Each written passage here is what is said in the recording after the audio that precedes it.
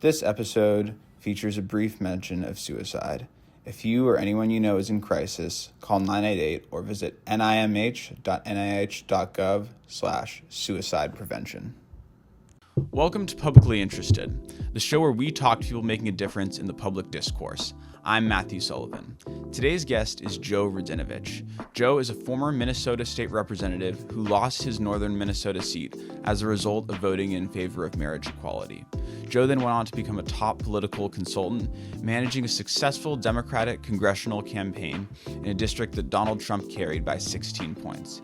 He later went on to manage both of Minneapolis Mayor Jacob Frey's successful election campaigns.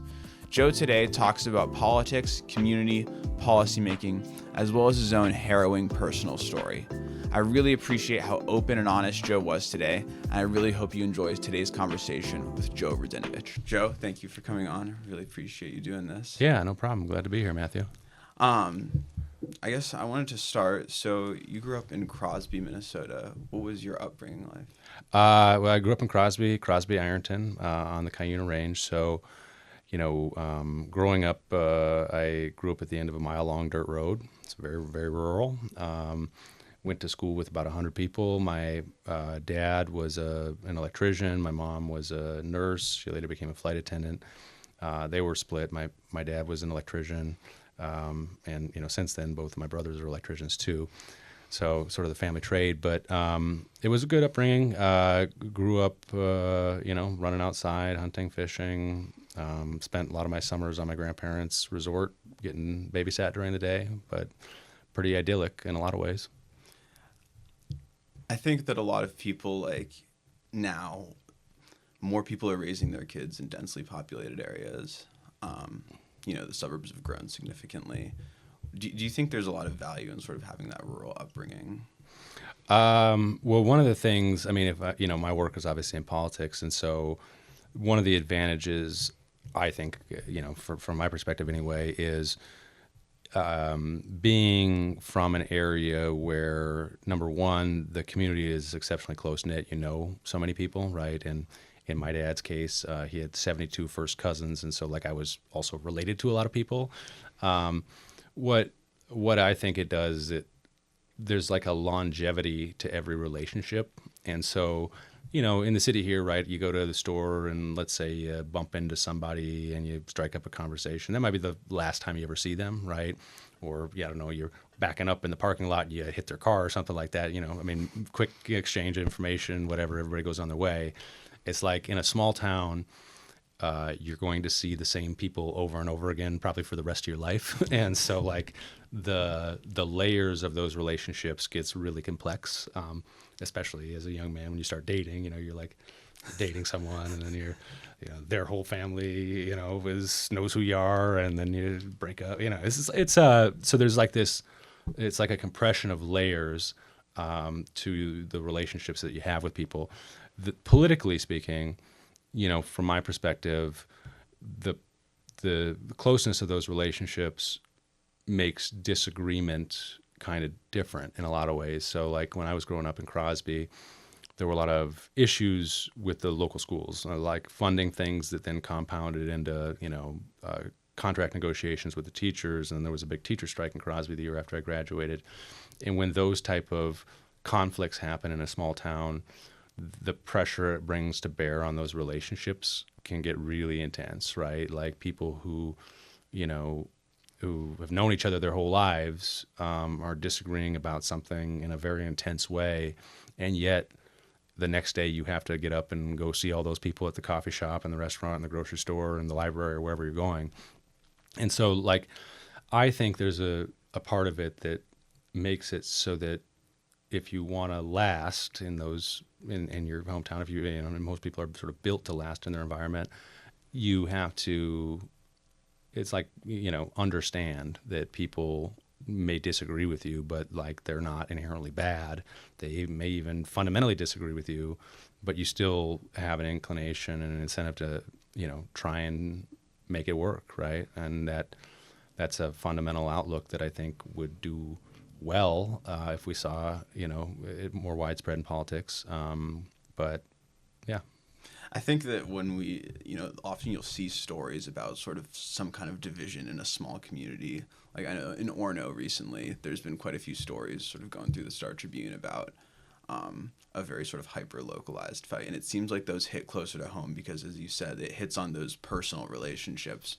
Whereas if you might be dealing with something like that in the city, it's not always going to be quite the same. In Crosby, when the teacher strike happened, which was a really, really painful time for our community, and there were a lot of people I like and respect on with different opinions about it, but there was one instance where a farmer who I know had a daughter who was a teacher who I know and love, and she's a wonderful teacher, and the farmer felt differently, about that strike than the teachers did, and he drove a giant tractor with a bucket full of manure through the streets of Crosby saying, see, I teacher strike, this farmer thinks it stinks or something, right? And I'm glad I wasn't in that situation, and I'm sure they've kind of worked it out over time, but it's like a pressure boiler, right? That's pretty tough when that stuff happens, yeah. So when you graduated, you went to McAllister. Was it common for people to leave sort of after high school? Like in sort of your graduating class and amongst your peers, was your path common at that point? What I would say is that Crosby's different today than when I was growing up. So I graduated from high school in 2004, and Crosby was a mining town, and that's why it was founded. And for the first 60-ish years that it was in existence, the mines were operating, right? And so if you're ever from a community that's based around industry like that, that there's good times and maybe there's low times in there too, but as long as that industry is running, there's, wealth and things are going well in the community. After the mines closed up, which was before I was born, Crosby really struggled to keep any type of core industry there. And by the time I graduated, there was vacant buildings on every block downtown, and a real sense that Crosby didn't have a lot going for it, in terms of, people were struggling for income, and it's always been a beautiful place. So that's the duality of it. But a lot of my friends have been to jail. A lot of my friends have been addicted to drugs. A lot of my friends, didn't go to college. There were a lot of people in my class who went to state schools, University of Minnesota, UMD, maybe St. Cloud State, Bemidji State, places like that. Some people went to CLC and made it through and did something else, or some people went to CLC for a semester and never finished. For me personally, I don't think anybody in my school had gone to McAllister in several years anyway. And for me, that was kind of eye-opening because, Mac is a place I love. I didn't finish there either. So when I talk about my friends that went to CLC for a little bit and dropped out, I'm not denigrating them. I'm also a college dropout. But what was cool about Mac to me was that 20% or so of students at that time, I think 19% maybe, were international students. I think about another 20% were from Minnesota, and then the other 60% or so were from places across the United States. And growing up in a small town where you don't have a lot of religious, cultural, ethnic diversity, that was really cool about Mac, was that it's some sort of microcosm of society more broadly dropped on your lap, and I enjoyed that. It's interesting, how positively you frame that for yourself. I think a lot of people would feel a huge culture shock going from Crosby to McAllister. I feel, in general, that people are very similar, right? I think, they come from different places and they express themselves differently, and they, have different ways of going about things. But everybody wants to belong. Everybody wants to be loved. Everybody wants to have opportunity. Everybody needs safety and security and things like that. And there's a little bit of a difference between my upbringing and some other folks in Crosby, in that my grandpa, after the mines shut down, had to, he was working in the mines and he couldn't anymore. And so he he went to Africa and he worked for 6 years, and 3 of them were without his family, and then there were 3 years where his whole family, my dad and my uncle and aunt and stuff like that, they lived in Africa with him. And not to say that like people in Crosby are shuttered or closed-minded, because that's not true, but like I grew up in a family where there's sort of a saying that's like you're as good as anybody else and no better than anyone, right? And like I like people, so I like to hear what they've been through. I like to hear where they're from. I like to hear about where they're at. I guess sort of within this, I assume at some point in your you mentioned the teacher strike, but at some point sort of in the first part of your life, you became aware that politics was in some way important, or at McAllister. I guess, what was that? What would be that for you? Well, some people, and I think you probably know this, Matthew, like some people are born political, and that can be a good thing or a bad thing, right? And I've been interested in politics ever since I was a kid, right? Okay. Like, I mean, I grew up my dad's a union electrician, that kind of whole side of the family, or blue collar union type, identity, and they were all Democrats. My mom and my stepdad were Republicans. My mom voted for Perot in '92, which is the first presidential election I remember. But like, you hear the news and you hear your parents talking about the news, and it didn't take me long as a kid to realize that like the two conversations were very different, in the two different households I was in. And so I was intrigued by that, and I wanted to be a part of that conversation. And I just loved it. I like to, express myself. I love to, say what I believe in. And there was a lot of opportunity for that, because I'd go back from one house and I'd sort of spout the, stuff I had heard, and then somebody would challenge me on it. And, and I really liked that. I also have just always been really, really interested in politics and history. And, it's apparent to me, when you're a kid, you don't quite, it doesn't, it's important because those are the subjects that either report how everything kind of happened in the world, or how a number of things have happened, or they are forward-looking in that same regard, right? Like, how do we make decisions? How do people determine the laws that we're, living under? And that conversation about power, I think, is really, really important. And, having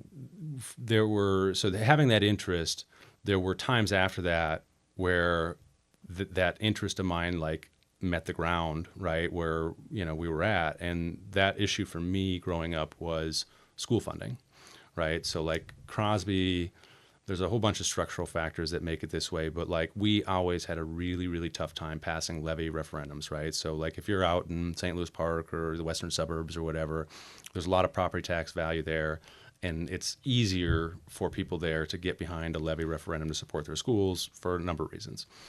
In Crosby, we failed year after year after year, and this was at a time when the state was cutting back on support, and we just, what that meant for us is it's not just like in the abstract, it's like you're losing opportunities, you're losing foreign language classes, you're losing art classes, you're losing, industrial arts classes, and that was while I was in school. So, you're losing the classes, you're losing the teachers who are teaching them, and they're part of your community, and it just felt like kind of being perpetually under attack by policy in the state. And that's, we participated in walkouts as students. I went to school board meetings. I would speak at school board meetings, even as a high schooler and just out of high school. And it really made a difference, I thought, to like be able to express myself in that way and to stand up for what I believed in, not just at the kitchen table, but outside. Wow. I think that, as you said, some people are born political, but I think that it's really interesting that it did hit closer to home for you, that like those issues were actually impacting your day-to-day life. Because I think a lot of the time people worry about a lot of things that aren't impacting them, and that's not necessarily a bad thing, but to have lived it, I think is such an interesting starting point.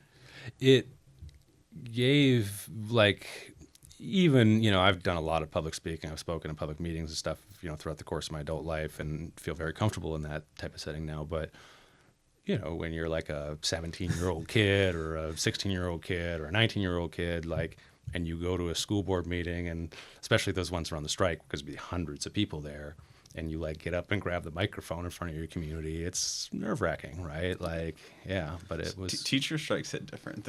I grew up in Tacoma, Washington. There was one in town, and it just, because it affects so many people, all the students, all the parents, they do have such an impact. And I was a strong supporter of the teachers at the time. I'm in general a very strong supporter of teachers.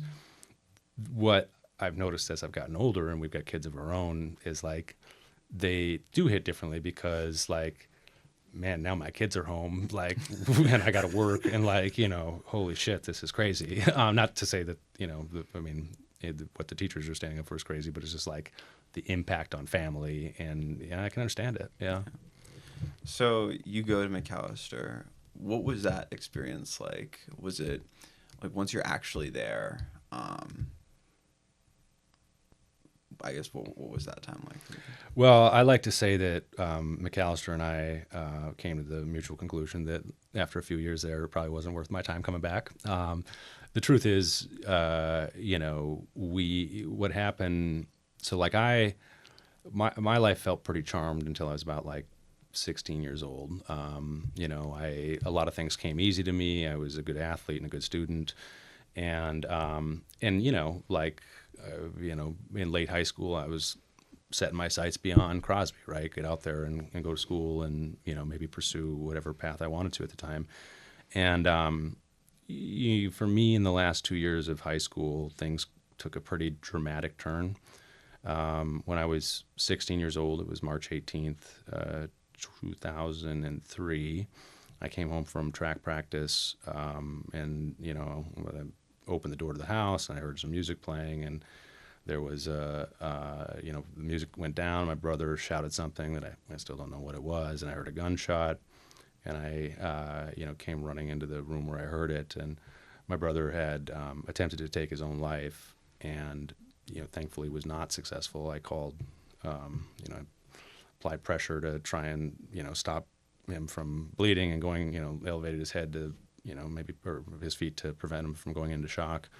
Called the EMTs, and because it's a small town, the EMTs show up, and I know all them, and I know the cops that are showing up, right? And they took him to the hospital, and then he was airlifted that night to HCMC, and he spent a month in intensive care at HCMC, and I was down frequently. I didn't get much school done the rest of the year, frankly. And then, at that point, like, having had the life experiences I did, which is to say one with very little adversity, it's just like your world gets turned upside down, right? And you are trying to make sense of it, and it's just, it's very confusing. And I definitely remember thinking, well, that's like the worst thing that's ever going to happen to me, and how do I go on from here? And then the following year, when I was a senior in high school, on February 25th, 2004, I came home from, school, or I got back to the school from a Knowledge Bowl tournament in Little Falls, Minnesota. And, the counselor was waiting for me, and they shuttled us to the office, and my brother joined me, and then my stepmom joined me. And, like in the back of my head, I'm starting to think something's not adding up here, right? And they told us that something bad had happened, and we need to leave right away. And I'm thinking something happened to my dad. What's going on, right? Because my stepmom was there, and they said, you're going to have to go join your dad and the rest of your family over at the church. And your mom, something's happened to your mom. And I remember walking out of the high school to the church with my brother, which is like across the parking lot in Crosby. And I said, she's dead, right? And when we got there, they told us that our mom had been murdered by a family member, my step-grandfather, that morning, and then he took his own life at our house. And so,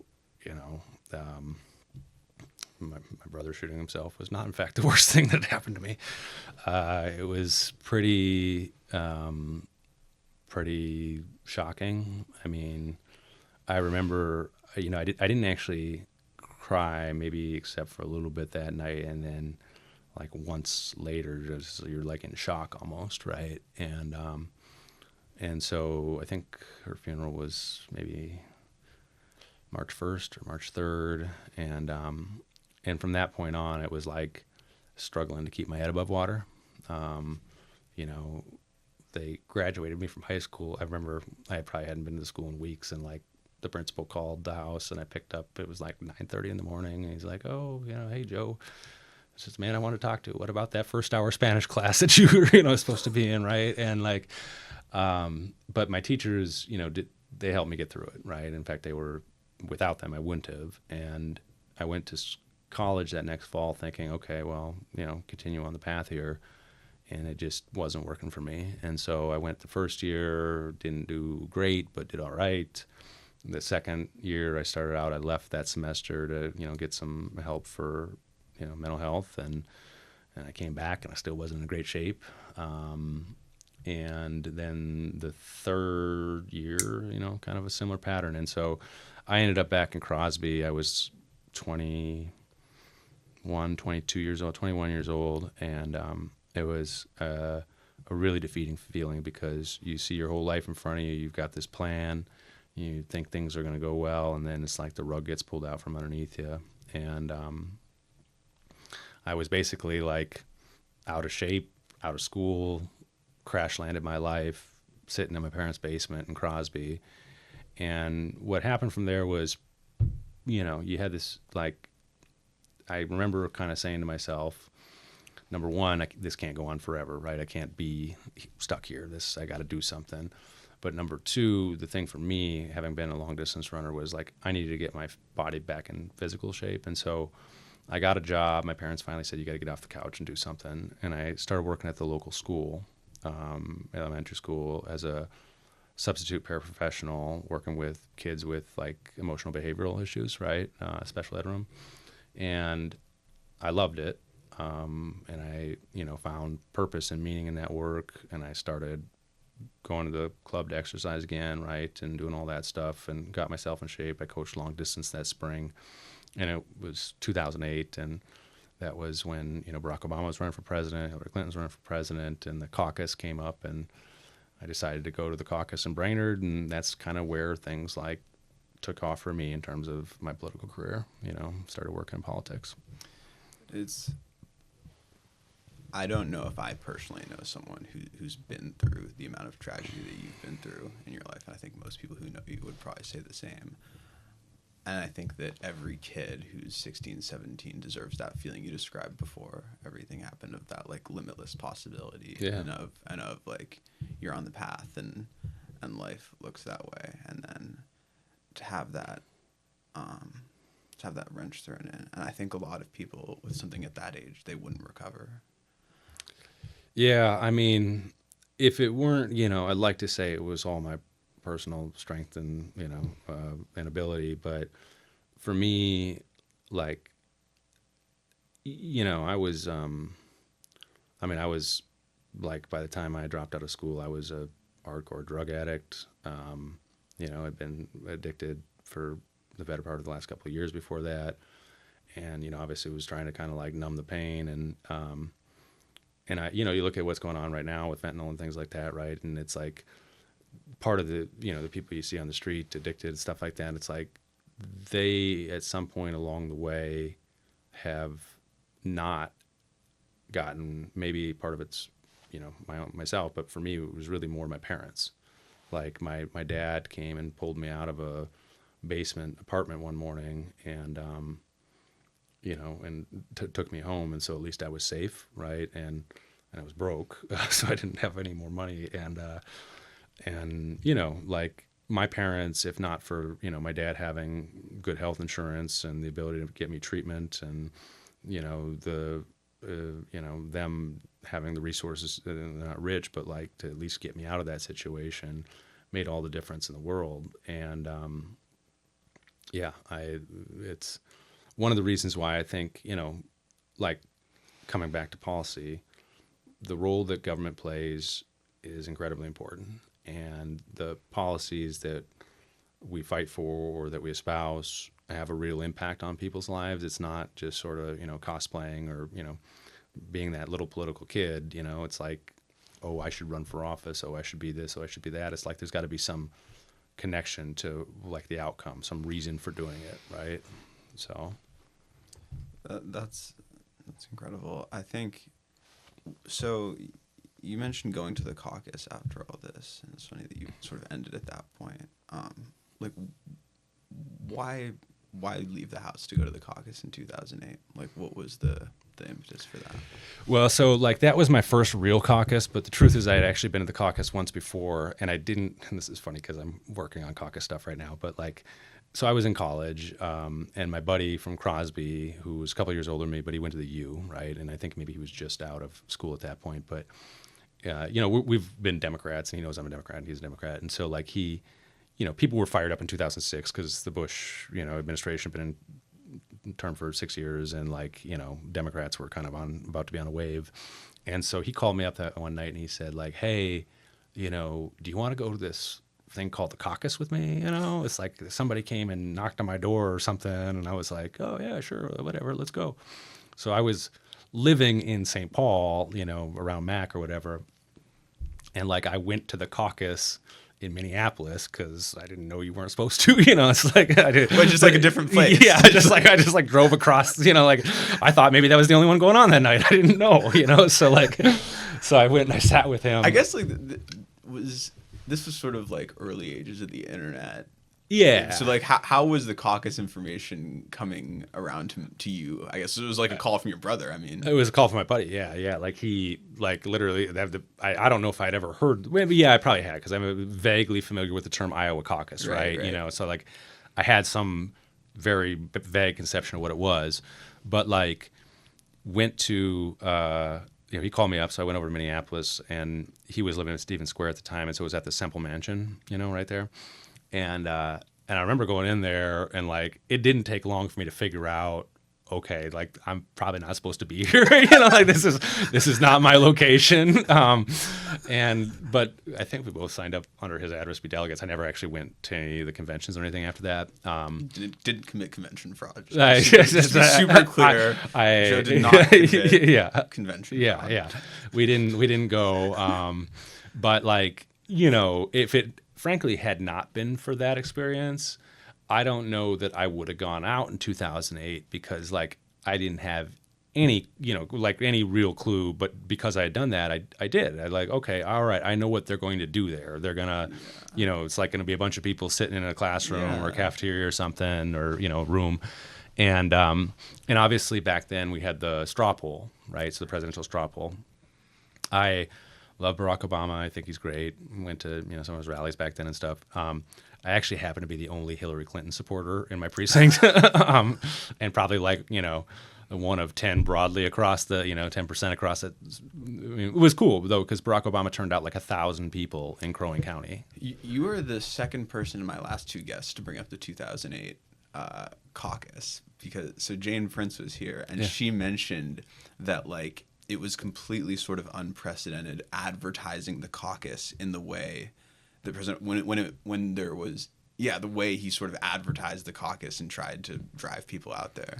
Yeah, and I think, maybe it was 70-30, maybe it was 80-20, whatever it was, but like, I mean, Obama dominated the caucus where I was at. And like, and that was, now I look at, things like that with a different lens because I've got experience running campaigns and stuff. But what was crazy about it was all sorts of people who don't usually participate in the process showed up, right? And the line was out the door. And so when I went there, what ended up happening was, they kind of, in Crow Wing County, they had us in a big cafeteria, and every like table was a precinct, right? And so they kind of like walked you through from the, front of the room, here's what we're doing, here's this part. And when they got to the part about like, do you want to be, your precinct chair, it was like 4 of us at my table for Cuyuna, and they were like, yeah, sure, you should do it. And then it was like, well, do you want to run for, be a delegate to the county convention? And they were like, hey, you should do that. Yeah, okay. So I did it, and it's like I started raising my hand when the opportunity came up.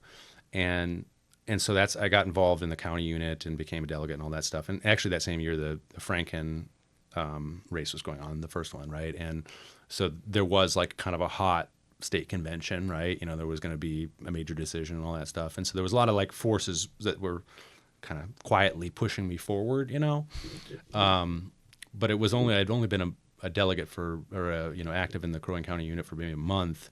And then what happened was my friend Joe Ellickson, I didn't know him at the time, but he was working for the DFL as a regional field director in Duluth, and he said that they were looking for organizers, right? And they went to the party units and asked them if there's anybody they know, and they're like, the people who in the Cronin County, they're like, oh, there's this kid Joe Radinovich, you should talk to him, maybe he'd be interested in it.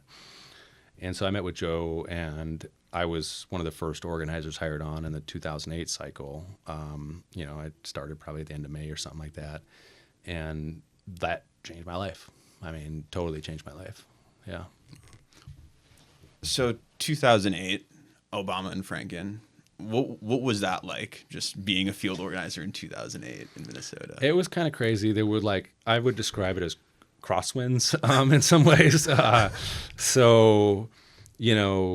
My job as a field organizer, more or less, was and especially in a big program like that, is you're a cog in the wheel, right? You're churning up volunteers, you're trying to get them on the doors, and the doors that the volunteers can't hit are sort of your responsibility, right? And that area, I would say at the time, it was kind of, you could describe it as maybe purplish, right? The Brainerd area was kind of purplish at the time. Crosby a little more Democratic, the rural precincts a little more red leaning. There was some Democratic House members, Republican senator, that type of thing. And I'm pretty sure, in fact, I'm almost certain that Obama won Cronin County that fall. I'm guessing Franken did not.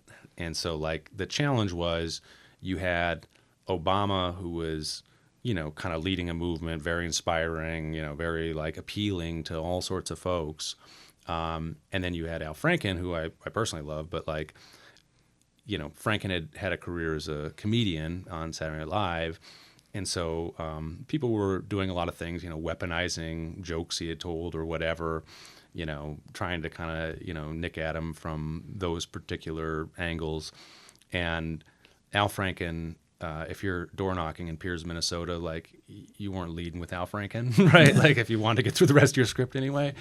And so, we had Jim Oberstar up there at the time, and we would start with Jim because everybody loved him. And so oh, okay, Rick, so you with the rest of Democrats then too, or but yeah, Franken was a tough sell back then, and obviously he went on to win that race by 300 votes or whatever it was, which gave me a little bit of experience with recounts too.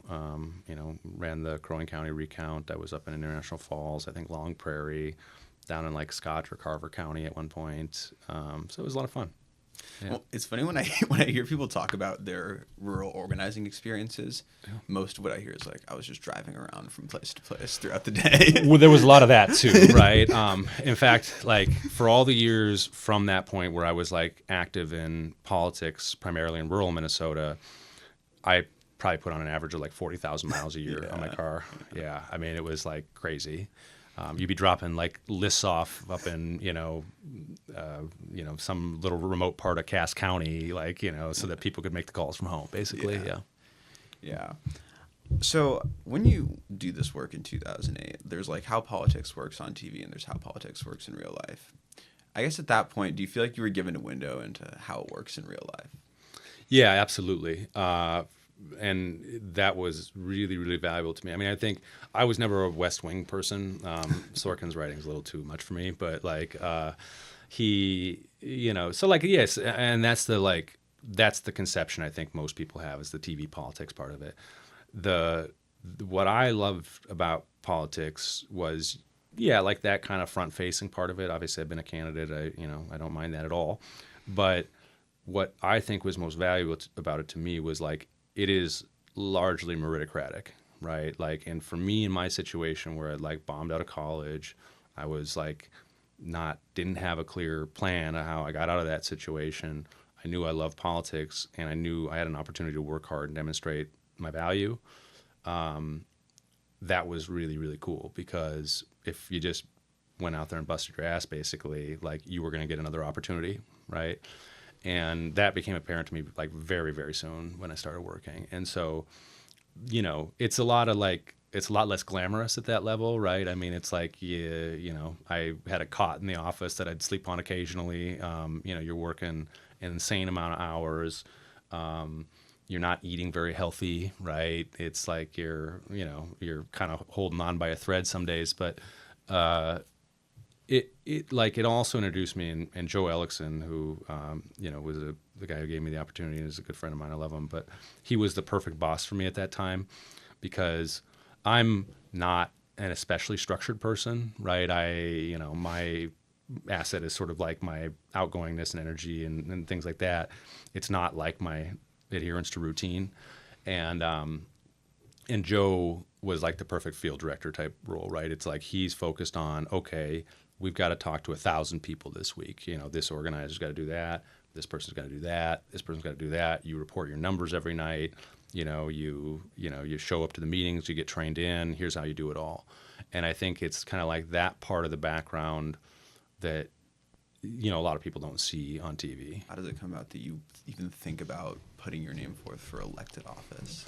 Well, so, part of the challenge, and I would say this to like anybody who's young and involved in politics, is like after that, so I busted my butt. I was out there working hard, and I got a little bit of a extension, obviously, because of the recount, right? But, like January 2009 rolls around, which was commensurate with a huge economic slump too, right? And the problem for me was there weren't a whole lot of opportunities like readily available. There's always this lull in political cycles, right, where the election ends and the next one hasn't begun. And for me, I couldn't afford to like just up and move myself for a part-time work or anything. And so I did a lot of ice fishing, but I got involved with one of the gubernatorial campaigns, Paul Thiessen's, on a volunteer basis, and I just kind of tried to stay active a little bit and stay on the scene. I ended up working for a federal employee union called AFGE, the American Federation of Government Employees, because they had a big organizing campaign going on with TSA employees. And so Joe Ellickson actually had been there first, and he was hiring someone to bring on, and so he brought me on. And I came down to the city and I lived with him for a little bit and worked on that campaign. Eventually, I got kind of a permanent status at AFGE, and that allowed me to move back to Crosby. And that was probably about a house in Crosby in like 2011. And I'd probably been living there for at least 6 months before that again. 2012 rolled around, and that was a redistricting year. So February, the maps come out, and I remember looking at them, and I was like, oh, wait a second here. So the way they drew this district, John Ward's over here in Brainerd, that's not it anymore. And, some of the other folks to the east and north, they're not part of this anymore. And I literally was like, it occurs to me that this is an open seat now, right? And if there's one thing that I don't do very often, it's like let an opportunity pass, for better or for worse, actually. And so I was like, well, damn it, we're doing it. Okay. I was 25 years old and stood up and said, I'm going to run for state house. And I think that that's one of the things about, I didn't know how to get involved in politics. I always knew I was interested in it. My parents weren't super involved. They, had political opinions, but like for a lot of young people growing up, like whatever it is you want to do, if it isn't something that's being done like in your house or around the people you wonder, how do I get from here to there? And the thing about politics is you just kind of like start doing it, and pretty soon, like people are gonna start talking to you. So wow, I did not know that you just sort of up and you saw the map and were like, I'm doing it. I think that most people now would be pretty like shocked by that. Candidates are so sort of recruited, and it's a very sort of, it's a different world, even 10 years on. But I mean, that at 25 years old, you're just like, yeah, I'm gonna do it. Yeah, and I don't know if I've ever been recruited for anything, to be honest. But I just said, well, okay, all right, here we go. And I was still young and nervous and didn't exactly know that I was a legitimate candidate. But and one of the things that happened right away is, so it was a huge geographic district. It went from Crosby, Arrington, kind of on the east side of it, all the way up to like Jacobson, Minnesota, which is an hour or more from Crosby, right in the northwest corner. And there was a guy from like the far other end of the district, and he had been a former state senator, DFLer, in the Twin Cities suburban area. And he was 72, I was 25, and he said that he was going to run as well in the primary. And I'm like, oh, bummer, that's too bad. And so I went and I met with him. And I listened to him, and we met at a bar in Deerwood called Coach's Corner, and he kind of like strode in, and I think he had put some like shoe polish in his hair or something. But he's like, and he like, I remember him like leaning on the bar and ordering a beer, and he's like, well, listen here, kid, I tell you what, why don't you, let me take this one, and I'll make you my heir apparent. And if I had thought about like not doing it at any point up to that, at that point I was like, well, I guess we'll just have to see who wins this, right? And I went and, doubled in on making phone calls for the endorsement. I got the endorsement. He didn't even show up. He ran in the primary. He, was pretty dismissive about my age and inexperience and stuff like that. And when we got to the primary, I think I beat him like 28-72. And in my own home precinct at the time, I think I beat him like 99-1 or something like that. Like actually voters. Like we found one of the people who was voting for him, and she was new in town, and she didn't know me. And but yeah, I mean, like in Crosby and in Deerwood and in those places, I mean, I'm sure I had 95% of the vote. So a 25-year-old kid who dropped out of college beat a 72-year-old former state senator for a state house race. I guess my biggest question is, like, all those comments he was making about your age, how did you alleviate people's concerns about that? Actually, so there's a lot of things. One, I mean, I knew how a campaign should run, which is like at that level, you can actually talk to enough voters to make a huge difference in the margin at the end of it, right? And so like, every day or every hour I wasn't working, I was out there, like door knocking, right? And I remember at the time I talked to a guy. His name was Win Borden, and he was a former state senator too, and he'd been elected at like 24 years old or something back in the 60s. And Win took down a guy named Gordon Rosenmeyer, who was the most powerful senator in the state at the time. He was the chair of the committee of the whole, nonpartisan times at the Senate. But Win said to me that, when he defeated Rosenmeyer, there were two things that kind of were at work. One was, that he would go to people, and, this is a long time ago, but he'd be like, for all of Senator Rosenmeyer's power, like, you still don't have power, at the end of your road here. You're still driving down dirt roads to get where you got to go. So, like, what's he doing for you, right? It's a time-tested, bit of a cheap tactic sometimes, but like, needling, talking to people about their concerns and saying, well, has he been addressing them, essentially, right? And so that maybe wasn't, for me, quite as applicable in that race, but it stuck with me. The thing that he said that was more applicable for me was the last door you knock, the last phone call you make every day could be the difference between victory and defeat, right? And so, like, if you want something, you got to go as hard as you can. And so when I would go talk to people at the door, I had a buddy of mine design my first lit piece, and, it was okay, but, like, my head took up, like, 2/3 of it. It was like a headshot of me. And so I'd have a little joke about, like, hey, don't let the picture scare you or anything.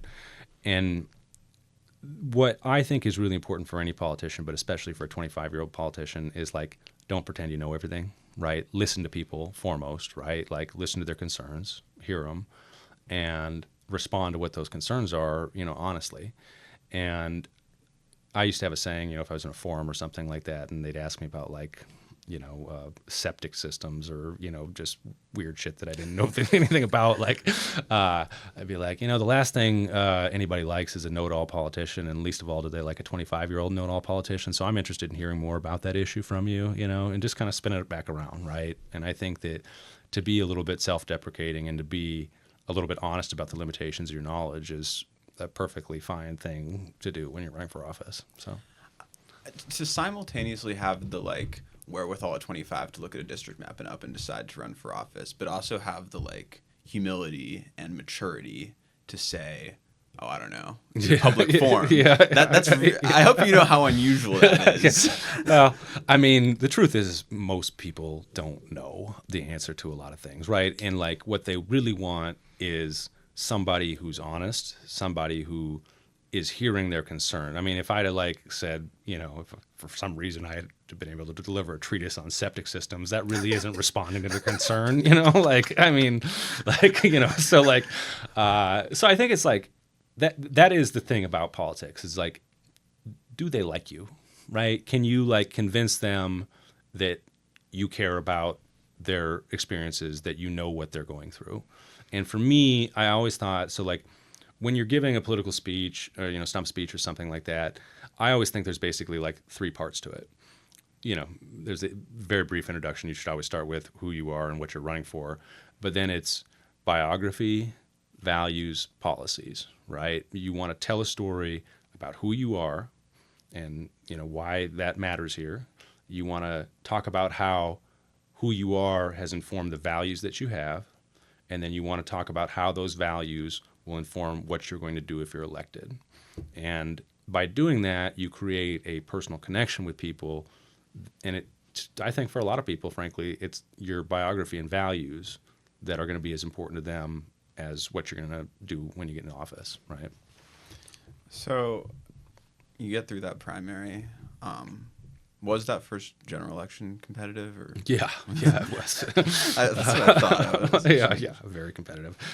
So I beat that former state senator in the primary, and I was feeling pretty good. But mine was not a targeted race, right? Like it was not. I mean, I did it on which side? Sorry. So like it was targeted by the Republicans. It was not targeted by me. Now, I guess the House caucus had put an organizer in the area, but because it was a multi-candidate expense, they were primarily focused on John Ward, right? It was my House partner at the time. So like it was not really a targeted race, or maybe a lower tier target at best.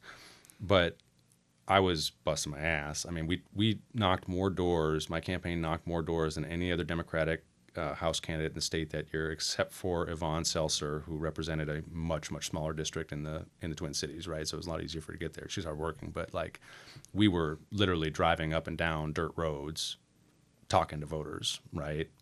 And most of those people had never seen a politician at their door before.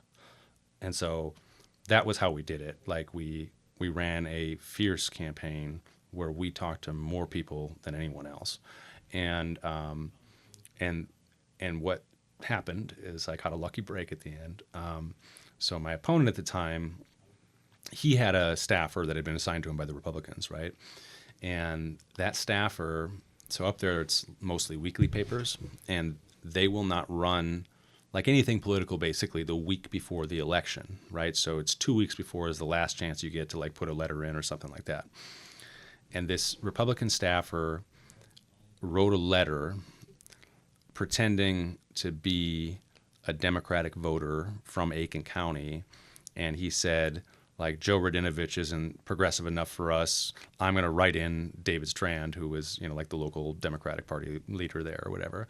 And right away, like, it didn't add up. It's like, number one, who lives in Hill City who we've never heard of before, and especially somebody who's such a committed Democrat that they know who David Strand is. Anyway, so like it took like just very little scratching to figure out that guy ended up writing that under a fake name.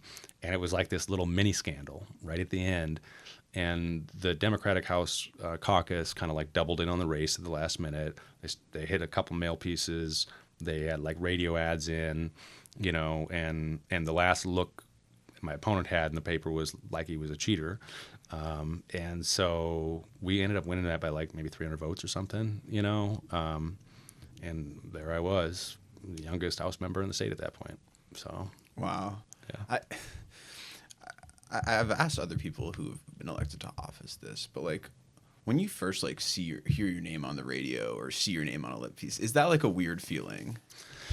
Well, it was, yeah, it was kind of weird. What was a little weirder for me at the time was like, I had a serious girlfriend and we were together at the time, but like, I didn't put her on my stuff, right? Because, it just wasn't that place.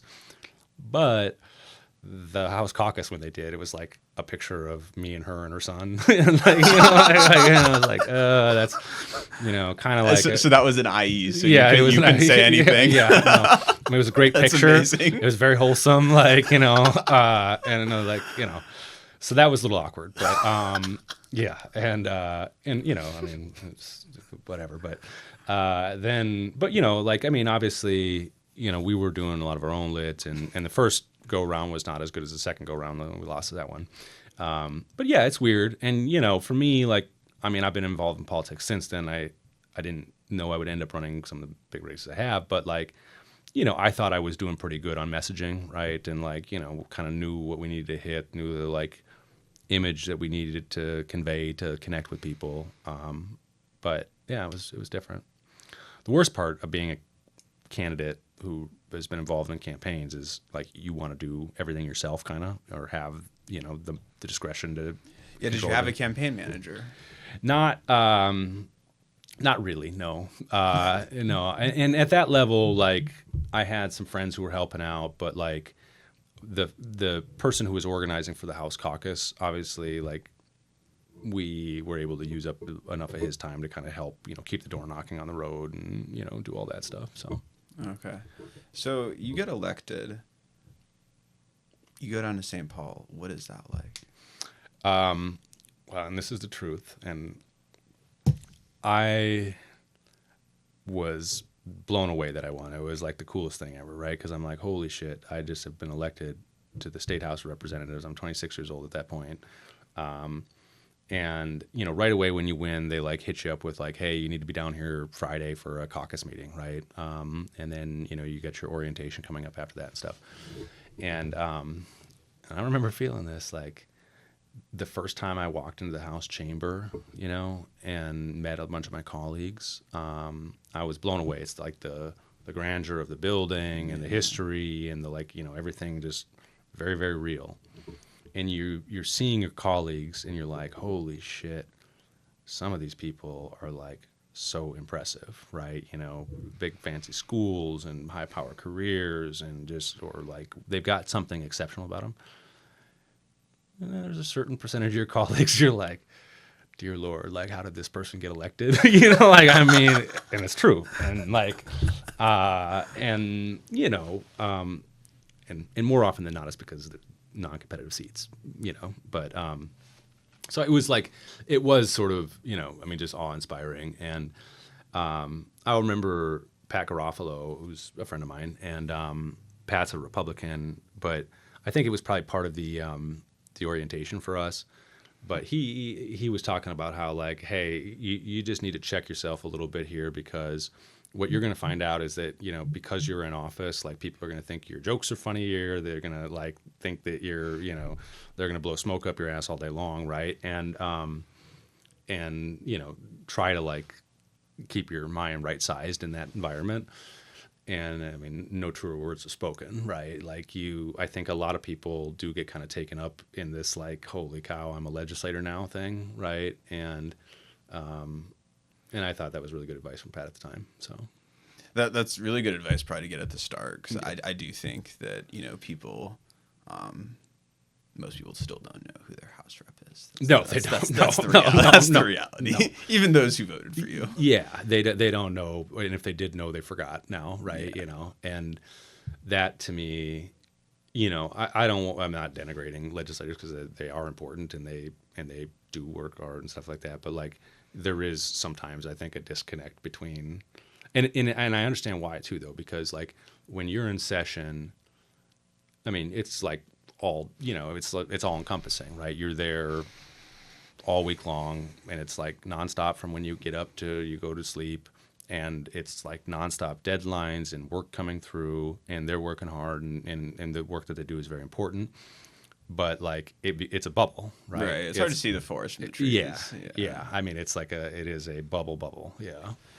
I guess being an elected official, one question I always have for people is, were there a lot of people trying to influence your actions in St. Paul? And I guess how did you deal with that, if so? Yeah, there were lots of different ways they were trying to influence them. So I remember, one of the first things that came up was there was like a caucus leadership election, right? And there were two candidates who were running, and I knew one of them before the election of my election, and I didn't know the other one, and it's a very important election for the caucus, and so a lot of the legislators who had been there previously, who aren't new like me, they've got an opinion based on their experience with two people.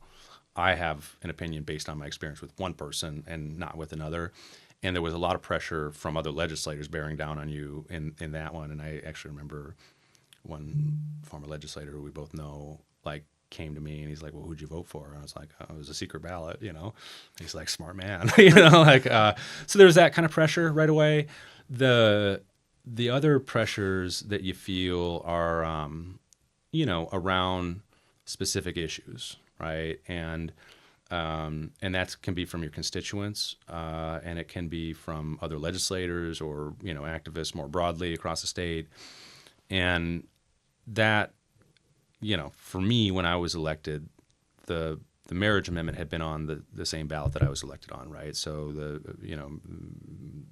amendment to define marriages between a man and a woman, and it was defeated. Minnesota was one of the first states to defeat one. There were a couple others that year, I think, that did it. And I had avoided, to the best of my ability, that question on the campaign trail, right? The question, I did not avoid the question of how I was going to vote on the amendment, because I was going to vote no, and I would tell people that if they asked me.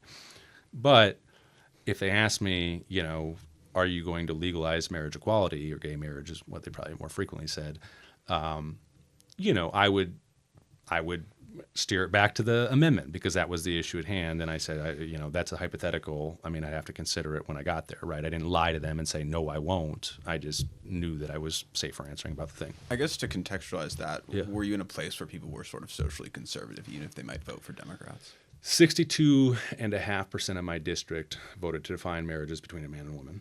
That's amazing. And that's amazing to think about now, isn't it? And 50% of my district voted for me to be in office. So not a really like a friendly situation to find myself in. And with that issue in particular, for me, like, it came up, I think, one of the first caucuses after we were elected, if not the first one, and then certainly the second one. And it wasn't like there was this predetermination that, yes, we're going to 100% do this. It was very much like certain people in the caucus really wanted to do it and had an electorate that would support them in doing it, frankly. And then there were certain people who probably definitely didn't want to do it, at least at the outset.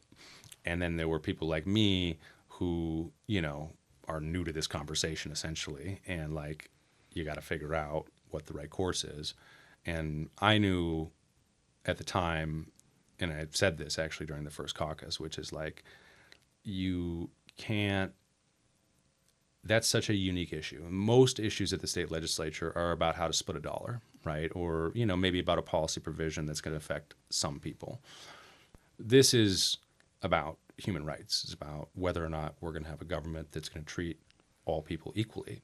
And for me, at the age that I was in, I had gay friends, I had, gay teachers, right? People like who I cared about, who I loved, and who weren't being treated equally by the government. And for some of them, that caused some really, really major problems in their lives, right? Like devastating things. And at the time, there was a lot of attention being focused on some like high-profile suicides of gay students, right? Who had been either outed or, who were, in conflict with themselves and couldn't be who they wanted to be. And I remember, saying at that caucus where it first came up, like, if we have the ability to change that, to change the message that those people are receiving from their government about their place in our society, then we have an obligation to do that, right? Like, you can't not. And so, so I kind of knew, I knew that we should pursue it. Now, with that said, like, I still had a lot to do between where I was at that point and, like, where my electorate was at, right? And every week, the pressure got more and more intense, right? You'd have many people coming to my office, members of religious groups or congregations in my, hometown or wherever, and they'd be putting pressure on you, and then you'd have advocates from the other side come and say why it was important to them. And it was probably right around late March maybe or early April, I came out and I announced that like I was going to support marriage equality. And I remember the Brainerd Dispatch at the time, they ran it, I think, on the front page above the fold, which is usually a good place to be. But and it was like Radinovich to support gay, and the gay was like that. It was like gay marriage. Yeah. So it caused some flack at home. They, a lot of people said not so nice things to me. NPR did a story up there talking to constituents in my home district about my decision. One person told a reporter out loud that he thought gay people should be rounded up and shot. Yeah. And, some of them gay too, right? I'm not, but it didn't bother me. And then actually one of the things that kind of lingered was people called me Rainbow Joe. They did like, and like, hey, Rainbow Joe. And it always confused me because it's like, who doesn't like a rainbow? It's like, what's the, but anyway, whatever. So it was tough. And the thing about it that was, was challenging beyond that though, is in Minnesota, when people are mad at you, they won't always tell you. Sometimes they don't, right? And there was a lot of our negative stereotypes here, yeah. Unfortunately. And so when I had to campaign the next time, I recognized this kind of early on. Like, I would go to a door and somebody, like they'd answer the door and they'd be friendly enough, but they'd be, you could read their body language, like they're, thanks, And eventually I started a little script when I go to the door, which was like, hi, I'm Joe Radinovich. I'm your House member. I'm out here today. I wanted to, see if there were any issues that you have that are most important to you, any concerns or anything you want to yell at me about. And if I said that, like, they kind of like maybe chuckle a little bit, and they'd be like, yeah, there is this one thing, right? Like, I'd open the door as wide as I could for them to say the thing that they were upset about. Because if I went to that door and they didn't say anything, there was no chance for me to get that vote, right? They were mad at me. They were going to shut the door. They weren't going to vote for me. But at least if I could like open the conversation about why they were upset and what I did, I would have a chance to explain myself to them and maybe get their support. It's such an interesting concept about like just opening up a conversation as a tactic to, maybe win someone over, but maybe just get them thinking a little bit. And I think that's something we lack quite a bit of in modern times. Letting people get their steam off is, I think, a big part of politics, right? Like, people deserve the right to their opinion, even if I disagree with it. But if you tell them that they can't have it, or they can't say it, or you don't allow them the opportunity to get it out, they're just going to sit inside them and fester, right? And I think that is a big dynamic that we're seeing today in politics.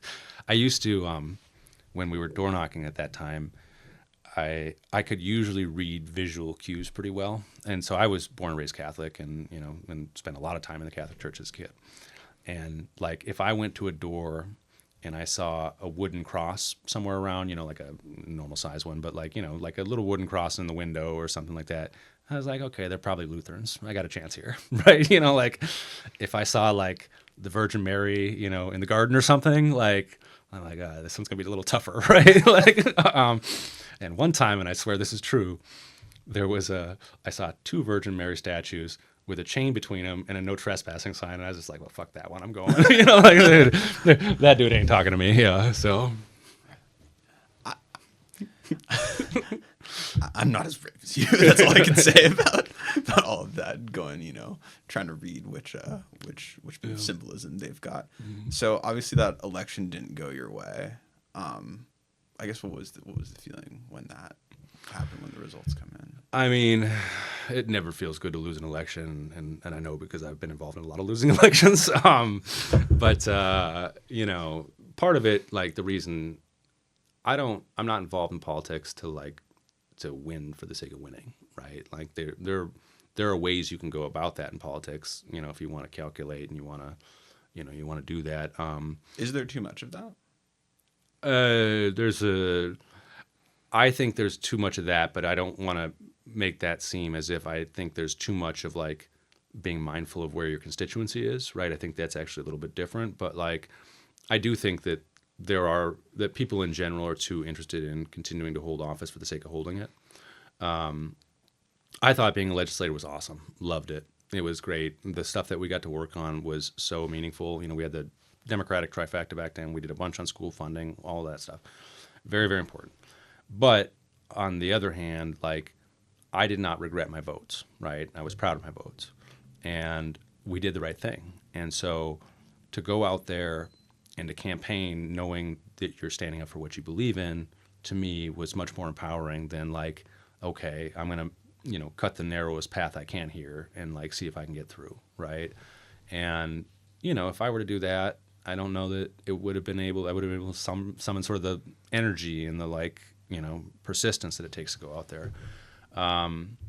So yeah, I mean, what was the question? No, that's exactly it though. That like, that's interesting that you say that though, about getting the energy from sort of doing the right thing. And that like, I think that most people I see, who hold elected office, who do well, is because they believe in what they're doing. And some obviously do just hold office. But I think the people who are truly passionate, it's hard to get passionate about just holding office. It's easier to get passionate when it's something you believe in. And I don't think you drive down the dirt roads just because you want to hold office. No.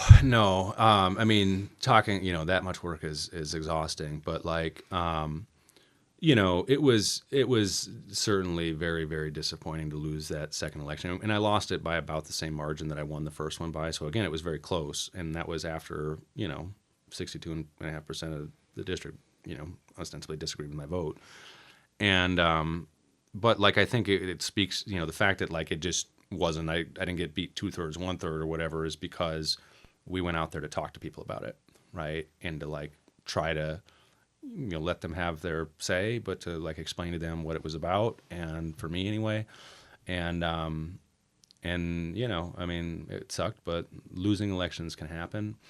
I think there's a different dynamic today in politics though. And it's in part because like, that's a purple seat, right? So what I did, endeared me to members of my party, but it, alienated me from certain people in the public, right? In my electorate. And I did that knowing that it might cost me my seat because I thought it was the right thing to do. Today, in part because of geographic polarization, you have elected officials who I think increasingly are only respondent to their base, right? To the people who participate in the caucus process or are the most active and vocal parts of a community. Because once they kind of pass through that gate in the caucus or, maybe to a lesser extent in the primary, they don't really have to worry about the general electorate, right? And the issue there, I think, is like, yeah, you can go out there and drive as hard in one direction as you want, but like the problem eventually is that, there's a difference between sort of like leadership and like abandoning your flock, right? So Mark Dayton said, and this was one of the first caucuses we were in, and I'll remember this forever. Mark Dayton's like great for these types of, I don't know if they're aphorisms or whatever, but like he said that, and this was he passed it on as a proverb, but it was, if you want to travel fast, go alone. If you want to travel far, go together, right? And like he was speaking to our caucus, like, hey, if we all work together, if we all get some of what we need here, we're going to have success. If people want to, grandstand and go after their own sort of pet issues at the expense of what we can accomplish together, it might be good for you, but it's not be great for everyone, right? And I think that's kind of a fundamental challenge in politics, and I think it's swung a little bit too far the other way, where you can go out there and you can bang on the table and grandstand for what is popular among a small set of people who are going to clap and get behind you. But if it comes at the expense of sustaining that progress, which I think is the key issue we're seeing now in the Trump administration as he dismantles federal government like wholesale, then is it really a victory, right? Yeah. I guess, so 2014 was that second election.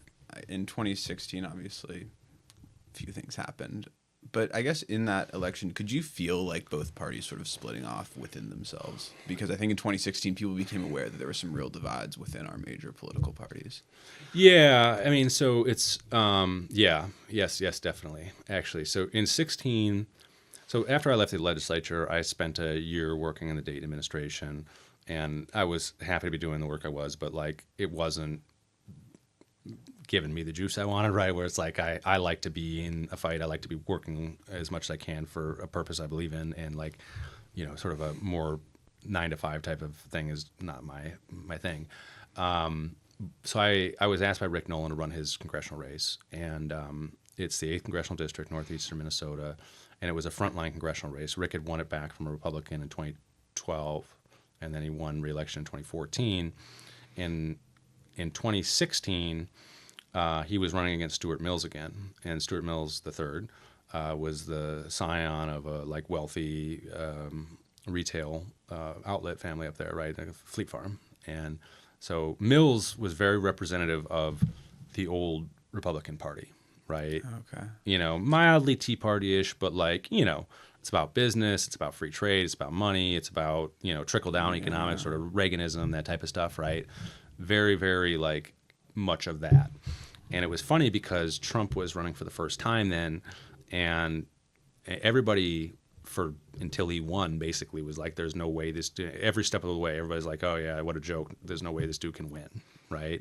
And like every step, through the caucuses and the primaries and all that stuff, like Trump just started gaining on them and then gaining on Hillary. But Mills had this problem because he was this old Republican kind of party, and Trump was what we would now know as sort of the MAGA Republican Party, right?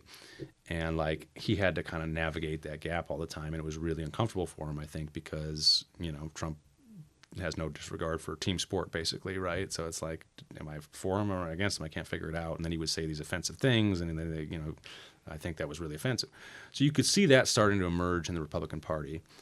What we also saw in that race as early as like March, I think in March, Donald Trump was up on Hillary Clinton by like 30 points, according to our polling at the time.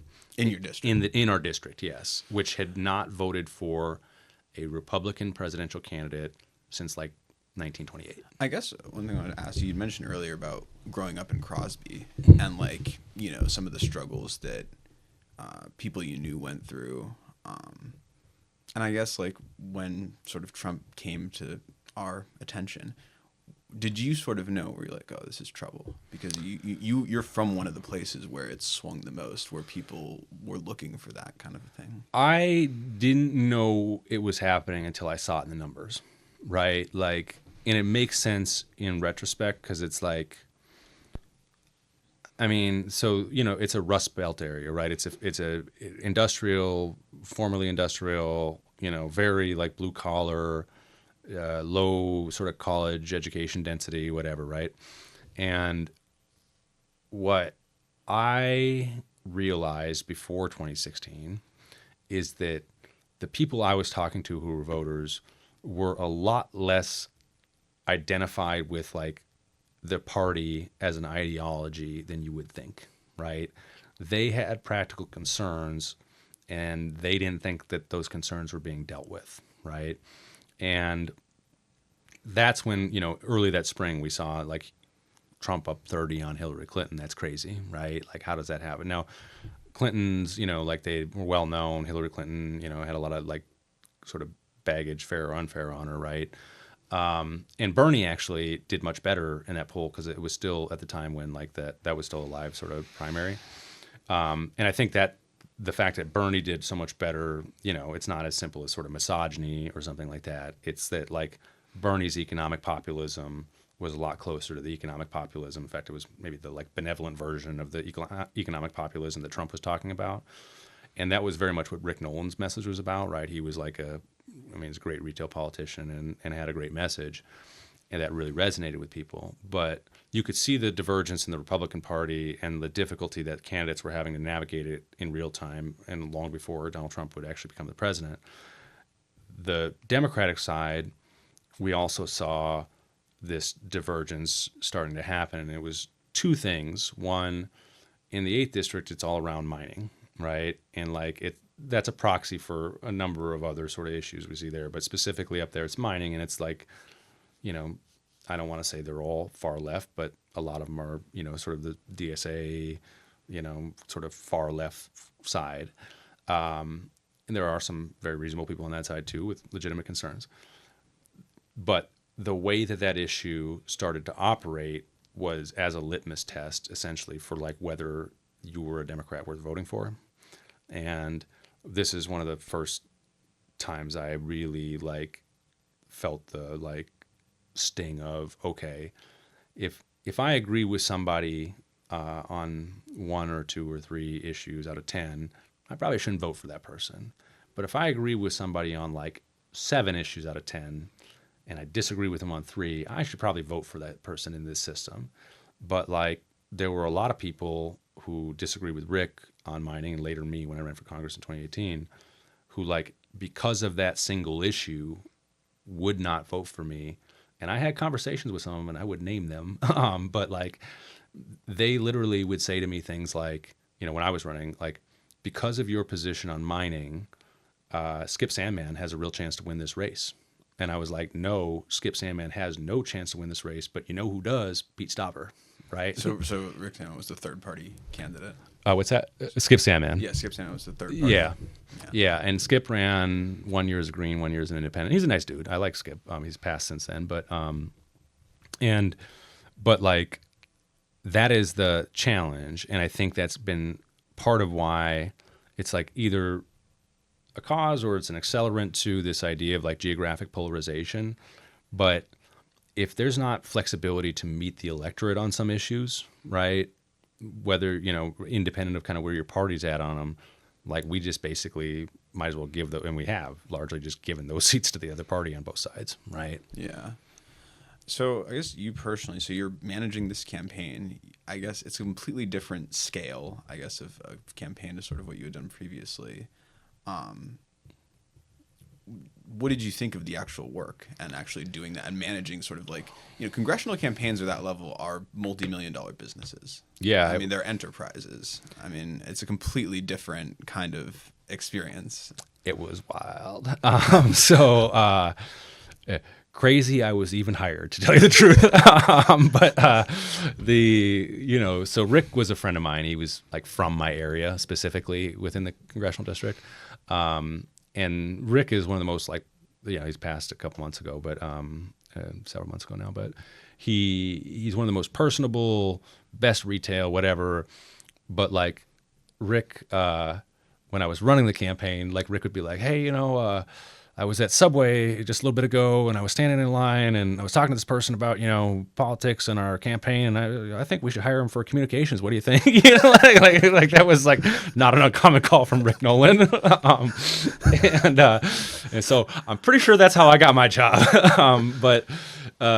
So Rick, hired me to run the campaign, and I knew, I thought I knew a lot about politics. I've been elected to the state house, and I've been, a state house member or whatever, but like, it is much different. And so what I was lucky to do in that situation was fall into his third cycle and not his first cycle, because the machine was already more or less built, right, and it just was looking for someone to sit in the driver's seat, right? And like, so I had strong, people and sort of assets around me that like, they would fill me in on how, and everybody, Rick, was sort of particular about his campaigns in a funny way. And so like people always knew that like there was kind of what Rick had in mind, and then there was like what maybe the DCCC had in mind, and maybe what like a professional would do in that circumstance. And so I was able to work with people like John Lapp and Donna Victoria and Alex Wordling and Sasha Haworth from the DCCC and other folks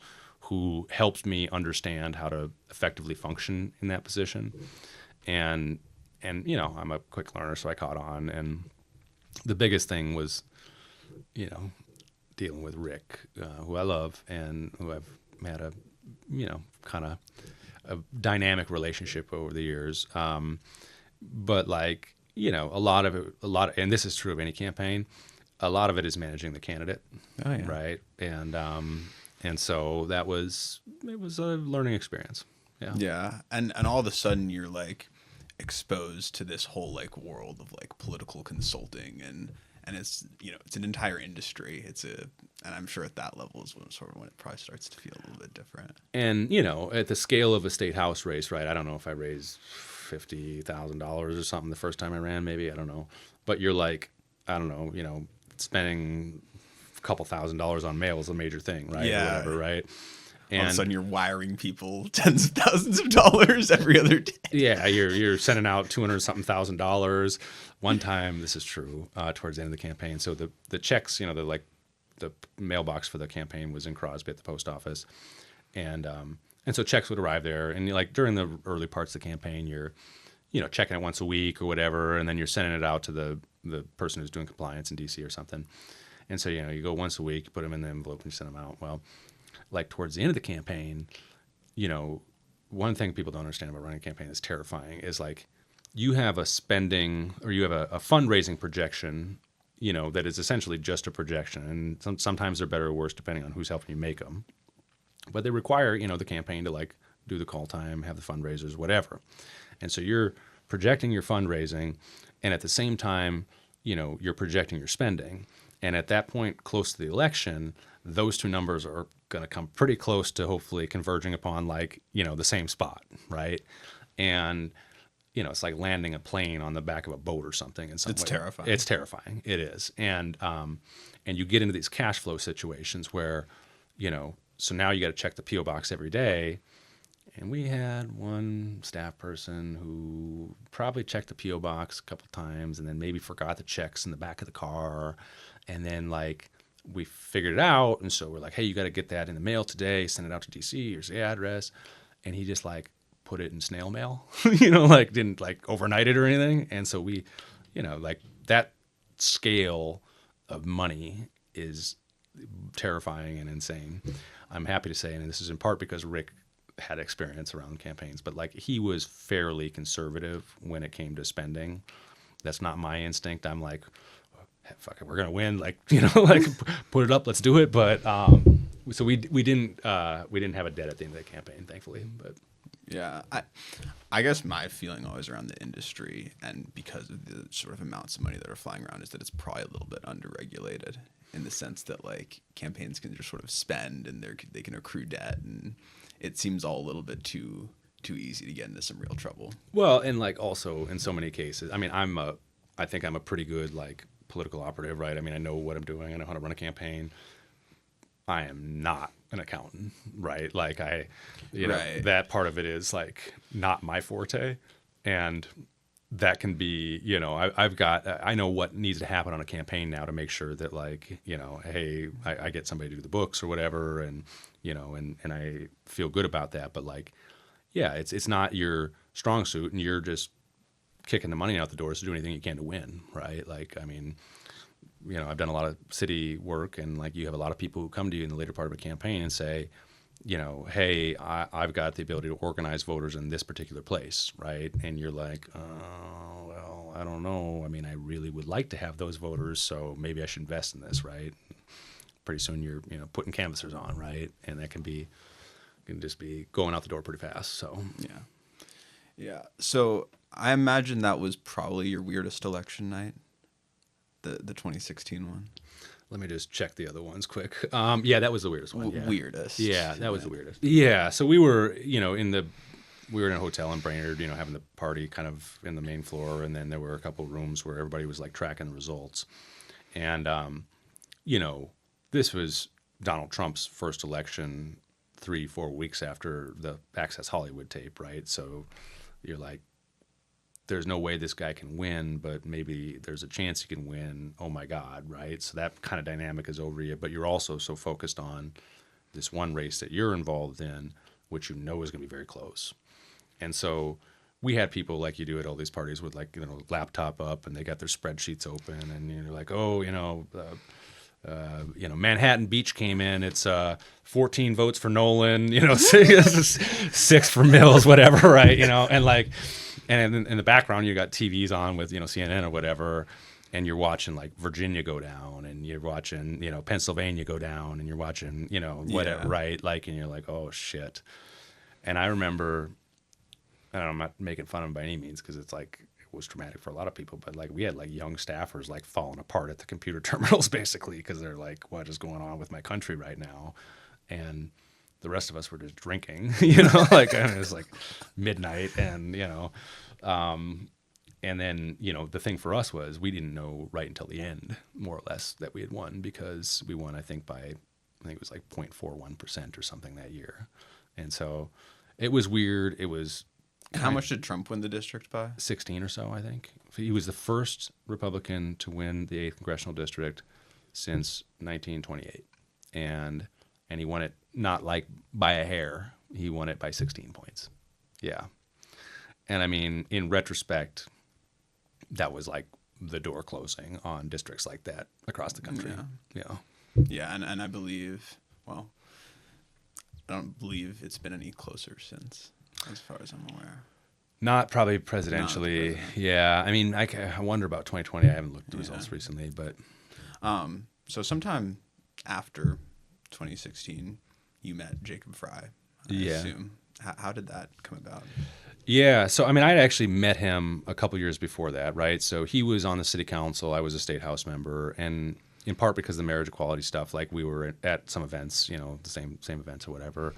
And I have told Jacob this, and this is not, something that, not a secret, but like I didn't necessarily like him at first, right? And not to say that like I didn't, that I hated him or anything like that, but I was just like, man, this guy's too good, right? He's like, I'm supposed to be the like, you were the 25-year-old. Yeah. What are you doing here? Like,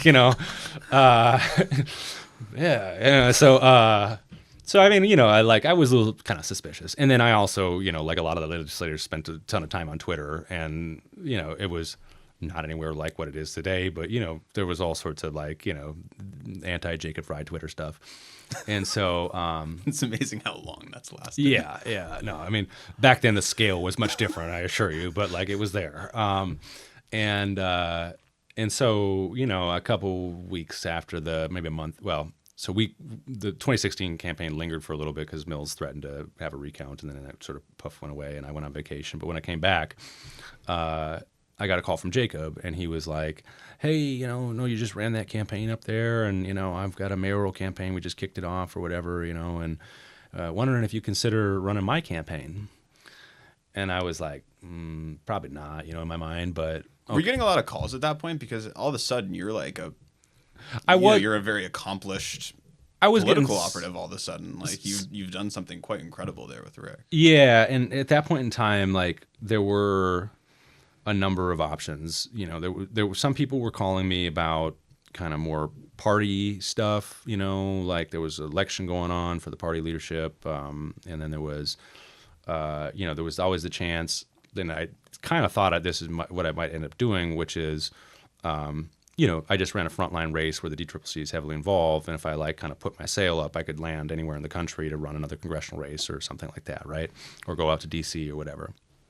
And so, I didn't have anything really attaching me too much at that point in time, and so when he called, I was like, probably wouldn't do this, but I should go hear him out anyway, right? And so we met at like Brugger's or whatever, the little coffee shops by him. I can't remember which one it was at the time, and basically like I went in there thinking I'm not going to end up doing this, and so I'll push him on questions that I don't think he's going to be able to answer or something. And so more or less the like way it went was like I was sort of like reading him mean tweets, like, hey, they call you Jacob Gentrify. What do you say to that? Just to like see what he said. And I wasn't being antagonistic, but I was just sort of And what I was blown away by was that he had an answer. Like he can take the things that are being said about him and tell you what's true, why it's unfair, and what his position is really about. And I have always been blown away. I think for whatever reason, and there's maybe a lot of potential reasons that just aren't, I think, that fair. Like he knows his stuff. He knows what he believes. He is got a deep knowledge on the issues, and he can defend his positions. And for me, that actually, I don't know what it is, but like when people like, I wouldn't call it the underdog, but it's like I like the fight, right? So it's like just because there's people who are, running me down doesn't mean that I'm not doing the right thing, right? And so I was like, well, maybe this is what I should do. And, we worked it out, and I think I started a couple weeks after that. Wow. So 2017, you're running a campaign in the city of Minneapolis. How different is that? Like for you, I guess, because there could not be anything more opposite than driving down dirt roads, talking to people about how mad they are that you voted for marriage equality, and then, going and talking about the municipal issues. Yeah, I mean, but like that's true, right? And like, yeah, the political makeup is different. The thing that I think is always the same is that people, more or less share similar concerns, right? It's about what's going on in their life and how politics intersects with that. And so like from the like sort of candidate to the voter element of it, I don't think it's a lot different, right? I mean, maybe yes, some of the issues are a little different. You're not worried about, maybe like the right to bear arms quite as much down here as you're worried about, gun crime, right? Whatever. But the thing that I think is really different about and that I really like about city politics is, you campaign a little bit differently in certain places. If you're across the 8th District, the Iron Range kind of has a little bit of a culture. Duluth has a little bit of a culture, right? It's a little different where I'm from in Crosby. But like all of that is compacted into the geography of a city. And one part of the city can be pretty different than the other part of the city, right? Especially Minneapolis. Yeah, and it's also in part because they do this when they draw political boundaries, they try to make it somewhat self-contained, right? So, Ward 6 in Minneapolis has the largest Somali population, right? And that's by design. They don't want to divide up all those Somali voters and divide up their political power, right? And so the culture of Ward 6 to some degree is different than the culture of, Ward 11 where I live, right? The sort of political culture on the north side is a little bit different than, Ward 12 on the opposite end of the city, right? And like that part of it is just really, really fascinating to me. And it's really fun to try and figure out how to operate to the benefit of the campaign and the candidate in each of those contexts. And so it means, in the Somali community, it's about, meeting the sort of right leaders within the community. It's about organizing people through, on the ground and in the buildings where they live. One of the things that always kind of blew me away about Jacob Fry is like he's got like a very basic conversational Somali, like ability to communicate, right? He's like knows some of the phrases and languages, and I'm not saying but like that part is cool. I think it's about coalitions in the city and like segments of voters, that you're kind of after, and how do you stitch all that together in a way that creates a winning coalition? That's super interesting. And so Jacob obviously won that race, 2 for 2 on managing. 2 for 2, yeah. Yeah. So you then did Fry's next re-election in 2021. Yep. And this was after George Floyd, after COVID. Yep. I guess when you go into certain elections, you're like, this is going to be a normal election, then it turns into a mess. I imagine this one, though, you went in and you were like, this is going to be absolute chaos. Yeah, and like, the murder of George Floyd, obviously kind of the main catalyst in terms of events to make that informed that election and made it really kind of crazy, right? But like the sort of underneath the surface thing that made it crazy was COVID, right? Because, at the point when George Floyd was murdered, we were still in and out of lockdowns and, and very much like, everybody's wearing masks and things are confusion. There's a lot of confusion. In 2020. Yeah. And it's like, there's a lot of pressure on the seams of society kind of as that stuff is happening. And, but when the 21 campaign started, it wasn't, what was craziest obviously was the period of time between May 25th when George Floyd was murdered, and it was not the next day but the following day when the protests really started to pick up, right? And the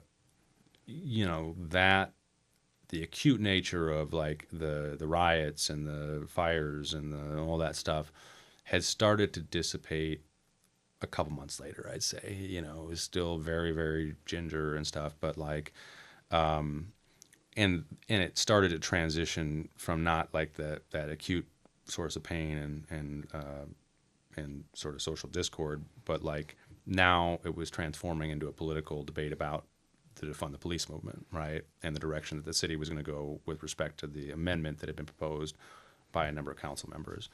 And it was pretty weird because you know, you couldn't engage with people in the ways that you normally would engage with people because of COVID, right? And like the challenge in that campaign in some ways is how do you, like, if you were to recruit volunteers to make phone calls or to door knock, and the person that they get on the phone when they're making those phone calls or door knocks or whatever is like, explain to me why the city is in ashes, right? And it's like, even a good volunteer is going to struggle with that one a little bit, like, you know, to defend their candidate on something like that.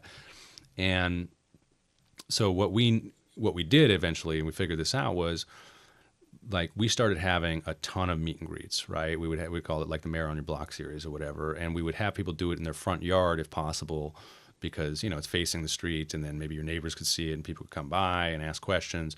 And we knew that like the best way for those people, sort of like when I voted for marriage equality, if people don't get a chance to ask the question that's really on the back of their mind when they're going to vote, then they're not going to ask it, and it's just going to inform what they do, whether that's fair to the person who's running or not. And so those things were designed to put it to people to like ask him tough questions, because he's going to be able to answer them, right? And if he can answer them when 25 neighbors are sitting in the yard, that's going to start to trickle out to the electorate. I'm a big believer that like political information travels from the middle to the outside, as long as as long as you're pushing it along.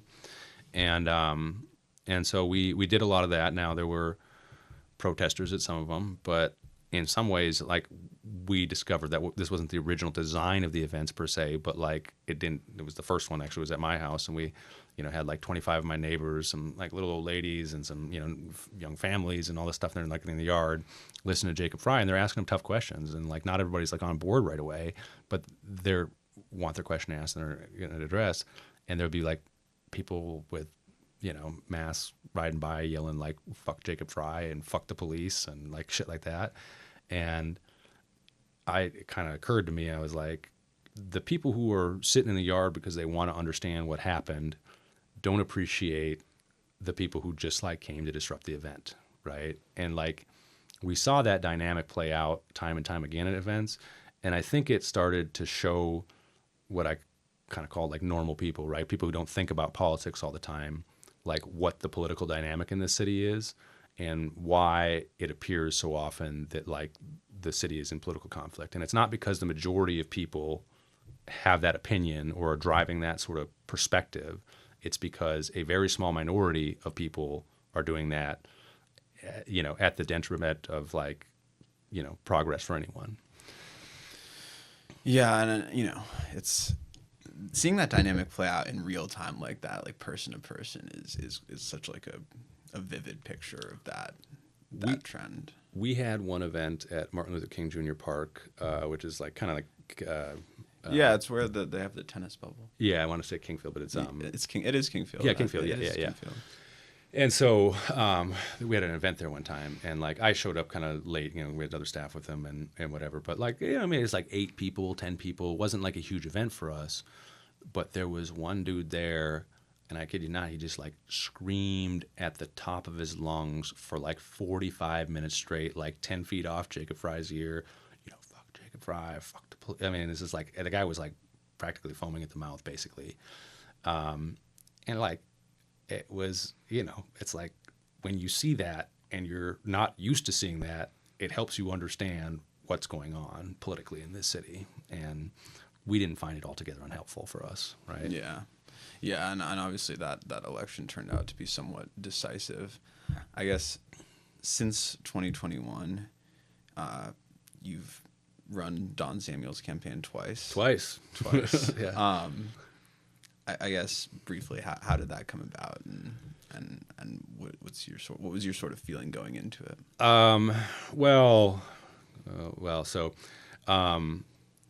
after the 21 race for Fry, I got a call from a supporter of the Fry campaign, a friend of mine. And this person said that, she's been talking to folks and that Don Samuels wanted to run for Congress against Ilhan. And did I know Don? And I knew Don a little bit, not well or anything. I just, met him a couple times. But and would I consider running it? And I was like kind of burnt out in general, you're getting done with the campaign. Yeah. It's like been a few years too for you. Yeah. Everybody was burnt out, and like, I was like, I don't know if I really want to. And I, I have to check with my wife and, I'll just say that I met encouragement at every point in terms of, checking with people in my life. I sat down with Don and Sandra, actually, I think at the time too, to get to know them a little bit better. And we lost both those races. It was really, really tough for me. I mean, what I can say honestly is I don't, and no disrespect to any other candidate I work for, but like, I don't think I've known a better human being to run for public office than Don Samuels. Like, that is a person who has dedicated his life to like doing oftentimes the unsung work of like trying to improve people's lives around him, right? He's been a lifelong mentor to young people. He's been involved in various community groups. He's like made a stand on public safety, when it was important.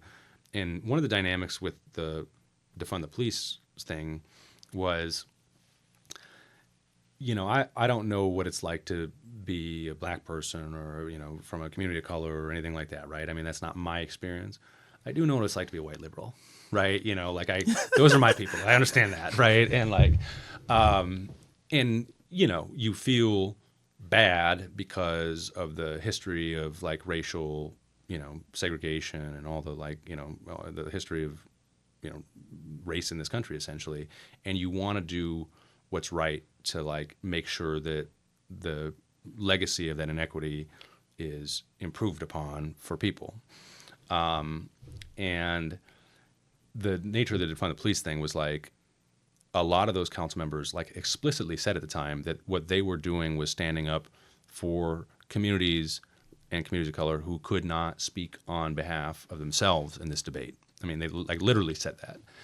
And then we found out, in part because of the work of like Don and Sandra and other folks on the north side and other parts of the community, that like maybe that's not actually what the community was saying. Right. And then there was, polling and numerical evidence that was out in the Star Tribune that suggested actually, in fact, they're much more likely to want police officers in their community. They want good police officers. And so I really appreciated Don and Sandra for their work on that.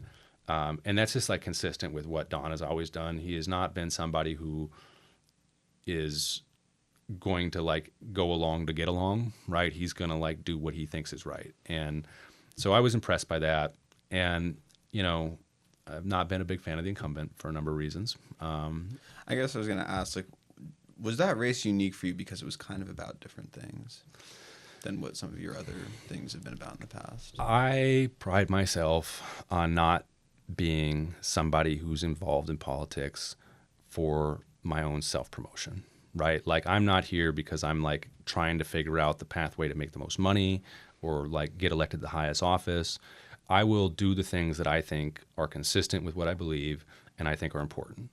And sometimes taking on long shot campaigns is important because I think that there's plenty of times when the people in our party deserve a challenge, right? A contest of ideas, a contrast between two visions for what it means to be a Democrat in these in the context of our politics. And so I was happy to do it. I can tell you that they were both very difficult campaigns. The first one we kind of came a lot closer than a lot of folks thought we would. The second time around, was a much different dynamic, and we got far outspent, and things were tougher in that regard. But I do it because, again, like a lot of people don't take those races. Consultants won't take those races because they're afraid to like piss off the people in power, right? And what I found about politics is that no one can defeat you until you allow them, right? Like if you have something of value to offer, if you have a message, if you have a skill, if you can bring that to bear, there's going to be a place for it, and why not exercise it? Yeah, absolutely. That's such a good way of putting it, I guess. So 3 final questions for you. One, you know Ken Martin quite well. Mm-hmm. Ken was just elected as the chair of the DNC.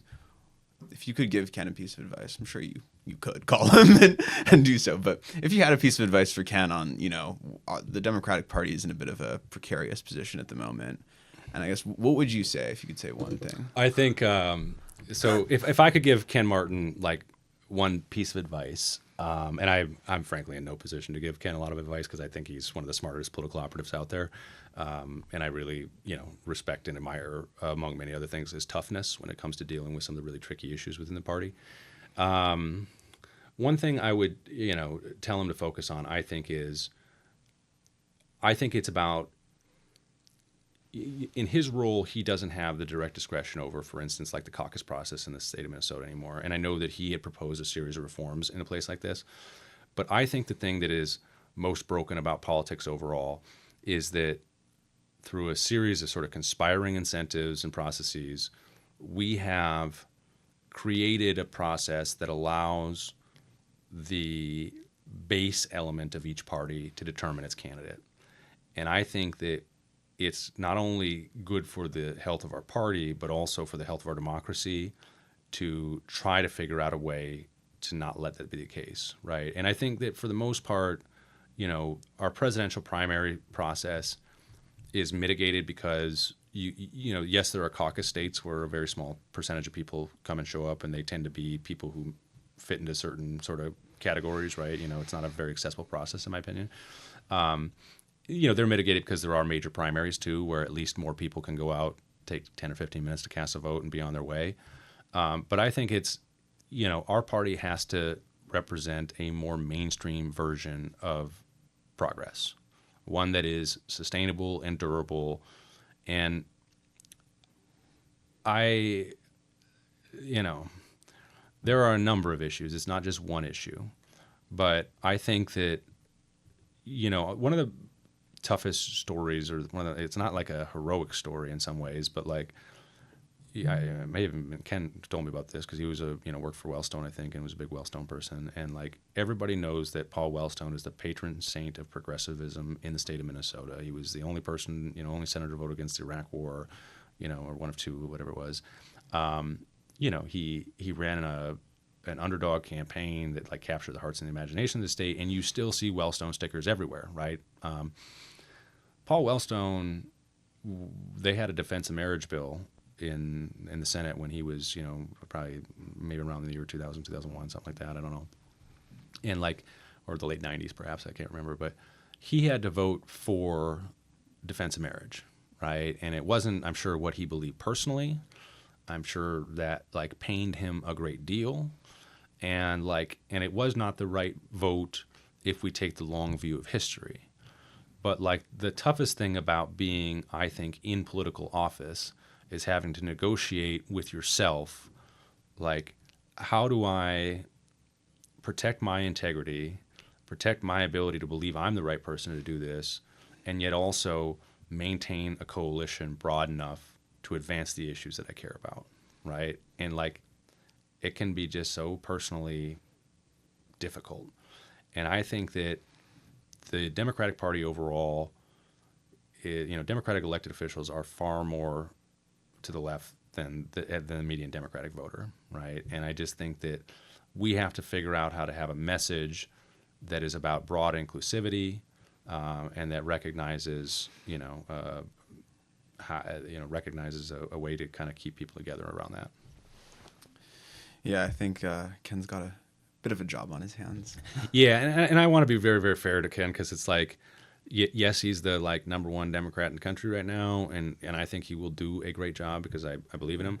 But like, whether you're the state party chair in Minnesota or whether you're the national party chair, you're really kind of like at the head of the table for a number of stakeholders who are making decisions beyond your control, of course, right? Yeah. No one person controls a party, maybe except Trump. Yeah, that's true. Yeah, that's true. I guess last question, you, as a young man, you dealt with a lot, and I think most young men obviously haven't gone through what you went through, but I think that in society right now, young men are having a difficult time, and I know you've been a mentor to a lot of young men. I guess, what advice would you give generally to young men who are struggling and people in general who are struggling with something difficult? I think, I think mentorship for me has been one of the most important things in my life. And it stems from, like, I had great parents, great male figures, great, people in general in my life growing up. I mean, and a ton of them. And so that, to me, was what kept me together when, my own life was down. But also, for me in particular, my dad, like, he could give me as much support and perspective as he could in the way that he understood how to do it. But there are so many other people in my life who brought me the support I needed from the perspective that they could, right? And because of their efforts, like, I was able to pursue the thing I wanted to do, even though nobody in my family did it and I didn't know how to do it. And I think that what a lot of, like, young men are struggling with is they have a sense, especially like guys who are, 19, 20, 21, 2, 3, 4, 5, whatever, up in that part. That's got to be one of the toughest parts of your life. I mean, I've got half my life to go, so I can't speak to what those ones will look like, but, like, I know what it was like to be, like, 21, 22, 23 years old and know where you wanted to be and know that, like, in 5 or 6 or 7 years, you could probably be there, right? But it's like, how do I bridge that gap, right? And I think that mentorship is about, teaching people the steps to get to that next place. And so if they're, struggling because they, want to do something they don't know how to do, you got to say, well, here are the steps, right? Come join. For me, in a lot of the mentorship I do now is, like, people come to the campaign and they work for me, and, like, you show them how to do those things along the way that they want to know how to do, and maybe they've got the raw talent to be able to do. But I just think part of it's just spending time with, like, people, because, I think a lot of guys in particular just don't have outlets to have conversations, right? They don't know how to get what's off their chest when it's bothering them. And at the end of the day, we've all kind of either got the same problems today or we've had the same problems in the past. And so just being there, being a resource, I think is really, really important. And I think it's really important because there's a lot of people out there in the world today who are really looking to fill mentorship and role model roles for men. And, like, at least the ones on the internet are pretty dog shit. Right, like, right. That's like, what I was touching on. It's like, I think that there's a reason the's a void. There is a reason. Yeah. And I think, just for what it's worth, like, I think, there's a lot of conversation going around about, Democrats and masculinity and stuff like that. And I think that, it's possible that a lot of men have heard a version of the Democratic message that they take to mean there isn't a place for them in it, right? Mm-hmm. And I think it has to do with, a variety of things. We're a party that values inclusion, and, traditionally, a lot of, black and brown people in this country, women have not been included. And so we want them included, and maybe they're not seeing as much of the sort of white male role model that, a lot of folks are, that's what we're talking about. It's most lost on the internet, I think, right now. But, I think that there's a lot of different ways to be a man. And I think that, as long as people feel comfortable showing up and expressing themselves, that, they're going to find their way. Well, thank you so much. I really appreciate the time. This is awesome, Matthew.